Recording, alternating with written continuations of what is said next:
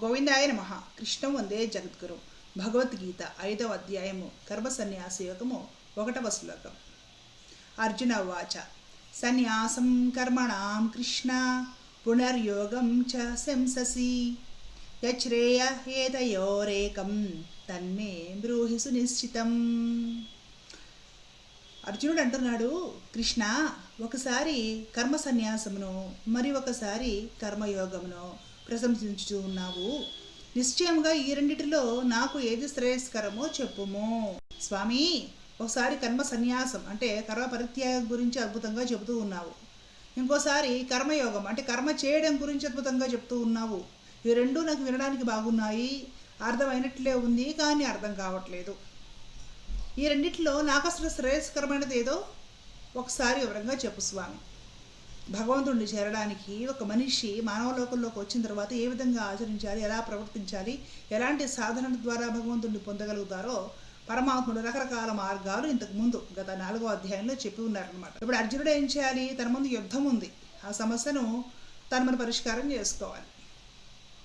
కర్మ సన్యాసం అంటే కర్మ పరిత్యాగం గురించి పరమాత్మను ప్రశంసిస్తూ ఉన్నాడు. కర్మ చేయడం శ్రేష్టమైందని దాన్ని ప్రశంసిస్తూ ఉన్నాడు. ఇక్కడ అర్జునుడికి కాస్త క్లారిటీ లోపించింది. అంటే పరమాత్ముడు సరిగ్గానే చెప్పారు, అర్జునుడు కాస్త పరిపూర్ణంగా అర్థం చేసుకోలేదు అనమాట. ఇంకా లోతుగా తెలుసుకోవాలి అని ఇక్కడ కుతూహలపడుతూ ఉన్నాడు.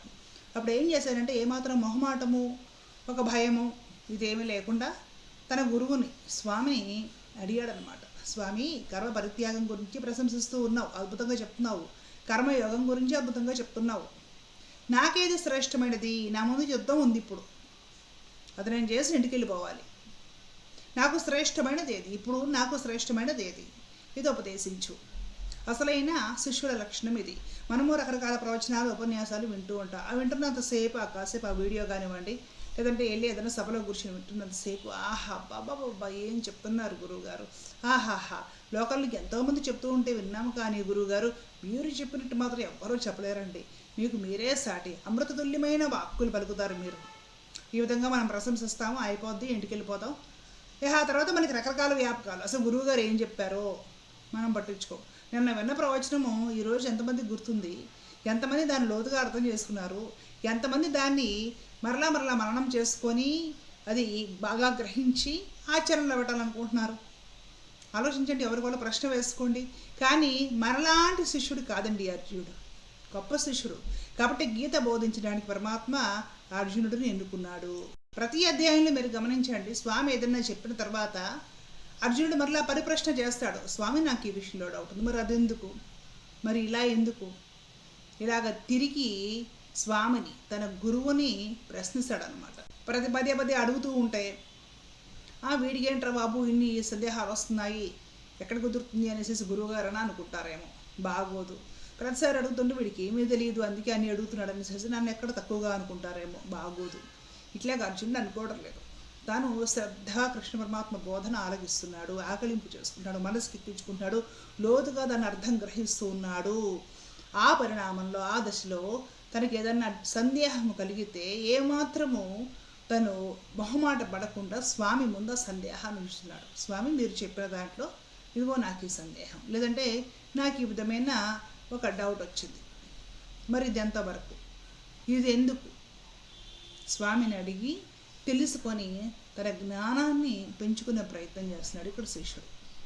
ఇది అసలైన శిష్యుల లక్షణము, ఇది శిష్టాచారం. కర్మ సన్యాసము అంటే ఏమిటి? కర్మను వదిలేయమని కాదు కదా, పనిని వదిలేయమని కాదనమాట. పని చేయి, ఫలితం ఆశించకుండా పని చేస్తే అది కర్మ సన్యాసి కిందకే వస్తుంది. కర్మయోగము నువ్వు చక్కగా కర్మను ఆచరించేస్తుంది. కర్మల నుండి బాధ్యతలు, రెస్పాన్సిబిలిటీస్, వీటి నుండి నీవు తప్పించుకోలేవు. నీ డ్యూటీస్ నువ్వు చేసి తీరాల్సిందే. ఈ రెండింటి గురించి ఇంకా సమగ్రంగా విపులంగా అర్జునుడు తెలుసుకోవాలనుకుంటున్నాడు. అలాగే అర్జునుడికి ఏది శ్రేష్టము? ఇప్పుడున్న పరిస్థితుల్లో తన ముందు యుద్ధం ఉంది, తాను ఒక సైనికుడు, ఇప్పుడు వెళ్ళి పోరాటం చేయాలి విరోచితంగా. అర్జునుడికి అది ఇష్టం లేదు. కర్మ సన్యాసమా, కర్మయోగమా? నాకు సెట్ అయ్యే, సూట్ అయ్యే అత్యుత్తమమైన ఉపాయం ఏమిటి స్వామి అనేసి తన గురువు, సఖుడు, తన బాంధవుడు, తన ప్రియమిత్రుడు అయిన కృష్ణ పరమాత్మను అర్జునుడు చేతులు జోడించి ప్రశ్నిస్తూ ఉన్నాడు. మనము కూడా గురువు నుండి నేర్చుకోవాల్సింది అదే. కాబట్టి స్వామి ఇదే భగవద్గీతలో చెప్తారు, మంచి సద్గురువును ఆశ్రయించి సేవ చేయి, వినయంగా ఉండు. గురువులు సంతోషిస్తారు. అప్పుడు నీవు నీ సందేహాలంటే ఏవి పడితే అవి కాదు, ధర్మబద్ధమైన లేదంటే ఆధ్యాత్మికపరమైన నీ సందేహాలను వినయంగా ప్రశ్నించు.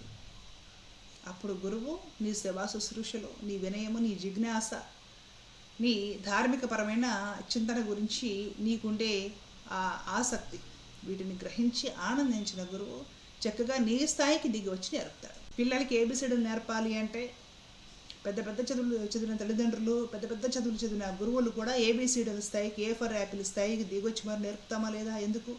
పిల్లల మీద మనకి ప్రేమ, వాళ్ళకి నేర్చుకోవాలని ఇంట్రెస్ట్ ఉంది, మనం ఆ స్థాయికి దిగొచ్చి నేర్పుతున్నాం. గురువులు కూడా అంతే, మనకు ఆ శ్రద్ధ ఉండి గురు శుశ్రూష చేసి గురువును భగవంతుడిగా భావించి విశ్వాసం ఉంచి నమ్మి వినయంతో చేతులు జోడించి గురువును ప్రశ్నిస్తే గురువు మన స్థాయికి దానంతట తానే దిగి వచ్చి నేర్పుతాడు. అది గురువుల యొక్క లక్షణము. కృష్ణ పరమాత్మ ఆ లక్షణాన్ని భగవద్గీతలో మనకు చూపించారు. కాబట్టే కృష్ణం వందే జగద్గురు. జై శ్రీమన్నారాయణ. కృష్ణార్పణ.